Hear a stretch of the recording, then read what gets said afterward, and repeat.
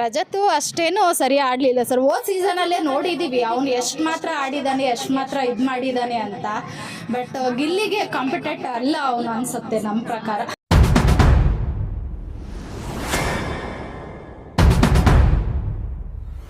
Madam big boss ನೋಡ್ತಾ ಇದ್ದೀರಾ? ನೋಡ್ತಾ ಇದ್ದೀವಿ ಸರ್. ಯಾರು ಚೆನ್ನಾಗಿ ಆಡ್ತಾ ಇದ್ದಾರೆ? ಗಿಲ್ಲಿನೇ ನಮ್ಮ ಫೇವ್ರೇಟು. ಗಿಲ್ಲಿನೇ ಗೆಲ್ಲಬೇಕು ಕೂಡ.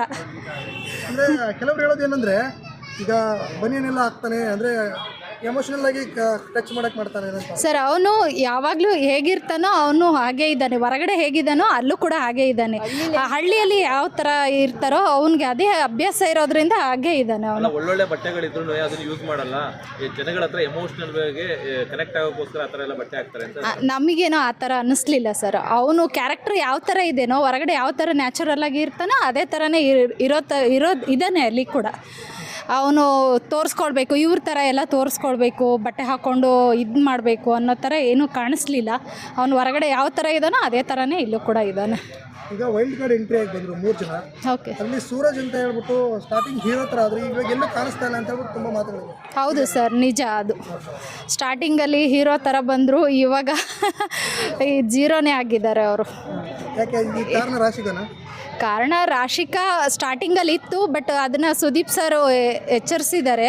ಅಲ್ಲಿಂದ ಕೂಡ ಅವರು ಇಲ್ಲದೇ ಇದ್ದರೂ ಕೂಡ ಮತ್ತೆ ಅದನ್ನು ಗೇಮಲ್ಲಾಗಲಿ ಬೇರೆ ಥರ ಆಗಲಿ ಅವರೆಲ್ಲೂ ಅಷ್ಟಾಗಿ ಕಾಣಿಸ್ಕೊಳ್ತಾ ಇಲ್ಲ.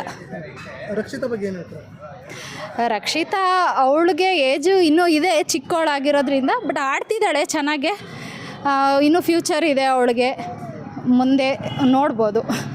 ಸ್ಟಾರ್ಟಿಂಗ್ ಒಪಿನಿಯನೇ ಬೇರೆ ಇತ್ತು ಎಲ್ಲರದು. ಹೌದು ಸರ್. ಕನ್ನಡ ಬರಲ್ಲ ಈ ಥರ ಮಾಡ್ತಾರೆ. ಬಟ್ ಅವಳು ಕನ್ನಡನೇ ಅದೇ ಥರ ಇರೋದ್ರಿಂದ ಅದು ಯಾರು ತಪ್ಪಾಗಿ ಹೇಳೋದು ಅಷ್ಟು ಸರಿಯಲ್ಲ ಅನಿಸುತ್ತೆ. ಅವಳು ಮಾತಾಡೋದೇ ಯೂಟ್ಯೂಬ್ ಚಾನಲ್ಗಳಲ್ಲೂ ಕೂಡ ಅವಳು ಆ್ಯಕ್ಚುಲಿ ಮಾತಾಡಿರೋದೇ ಅದೇ ಥರನೇ. ಹಾಗೆ ಇರೋದ್ರಿಂದ ಧ್ರುವ ಅಂತ ಹೇಳ್ತಾರೆ, ಇಲ್ಲ ಇವಳು ಕರೆಕ್ಟಾಗಿ ಮಾತಾಡ್ತಾಳೆ, ಬಟ್ ಇಲ್ಲಿ ಮಾತ್ರ ಹಿಂಗೆ ಮಾತಾಡ್ತಾಳೆ. ಅವ್ರಿಗೆ ಮಾತ್ರ ಅನಿಸಿದೆ ಏನೋ ಸರ್ ಆ ಥರ. ಧ್ರುವಂತಗೆ ಮಾತ್ರ ಅನಿಸಿದೆ ಅನಿಸುತ್ತೆ. ಅವಳು ಮಾತಾಡೋದೇ ಹಾಗೇನೆ. ಯೂಟ್ಯೂಬ್ ಚಾನಲಲ್ಲಿ ಆಗ್ಬೋದು, ಅವಳು ಕೆಲವೊಂದು ರೀಲ್ಸ್ಗಳಲ್ಲಾಗ್ಬೋದು, ಅವಳು ಇರೋದೇ ನ್ಯಾಚುರಲಾಗಿ ಹಾಗೇ ಇದ್ದಾಳೆ. ಅಲ್ಲೂ ಕೂಡ ಅದೇ ಥರನೇ ಮಾತಾಡ್ತಿದ್ದಾಳೆ. ಅವಳು ಯಾವುದೇ ಥರ ಕನ್ನಡನ ಇಲ್ಲೊಂಥರ ಇನ್ನೊಬ್ರ ಹತ್ರ ಒಂಥರ ಮಾತಾಡೋದನ್ನು ಮಾತಾಡ್ತಾ ಇಲ್ಲ. ಮೇಡಮ್, ಈಗ ಈಗಿರೋ ಪ್ರೆಸೆಂಟಲ್ಲಿ ಸ್ಪರ್ಧಿಗಳಲ್ಲಿ ಇವರು ಇರಬಾರ್ದಿತ್ತು ಅಂದರೆ ಯಾರು ಮೇಡಮ್? ಬಿಗ್ ಬಾಸ್ ಬೇಡ ಆಗಿತ್ತು ಈಗಿರೋ ಸ್ಪರ್ಧಿಗಳಲ್ಲಿ ರಜತ್ ಈಗ ವೈಲ್ಡ್ ಕಾರ್ಡ್ ಎಂಟ್ರಿ ಅಲ್ವಾ. ಚೈತ್ರ ಆಗಲಿ ಅವರಾಗಲಿ ಅವಶ್ಯಕತೆ ಇರಲಿಲ್ಲ ಸರ್. ಅವರ ಅವಶ್ಯಕತೆನೇ ಇರಲಿಲ್ಲ. ಯಾಕಂದರೆ ಇರೋರಲ್ಲೇ ತುಂಬ ಕಾಂಪಿಟೇಟಿವ್ ಆಗಿ ಅವರು ಗೇಮ್ಗಳನ್ನ ಕೊಟ್ಟು ಮಾಡ್ಬೋದಾಗಿತ್ತು. ಅವ್ರನ್ನ ಮತ್ತೆ ವೈಲ್ಡ್ ಕಾರ್ಡಲ್ಲಿ ಕರೆಸಿರೋದು ಅಷ್ಟು ಸರಿ ಅನ್ನಿಸ್ಲಿಲ್ಲ ನಮಗೂ ಕೂಡ. ಬೇಡವಾಗಿತ್ತು.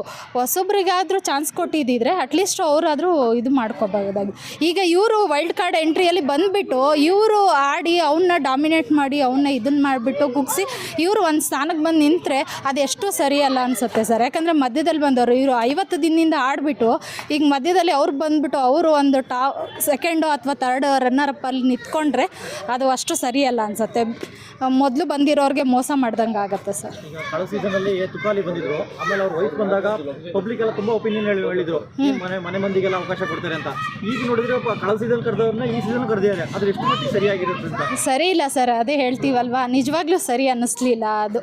ಅದ್ರ ಬದಲಾಗಿ ಹೊಸೊಬ್ಬರಿಗೆ ಒಂದು ಚಾನ್ಸ್ ಕೊಟ್ಟಿದ್ದಿದ್ರೆ ಡೆಫಿನೆಟ್ಲಿ ಅದು ಹೊರಗಡೆ ಪಬ್ಲಿಕ್ ಯಾರೇ ಆಗಲಿ ಮೆಚ್ಬೋದಾಗಿತ್ತು.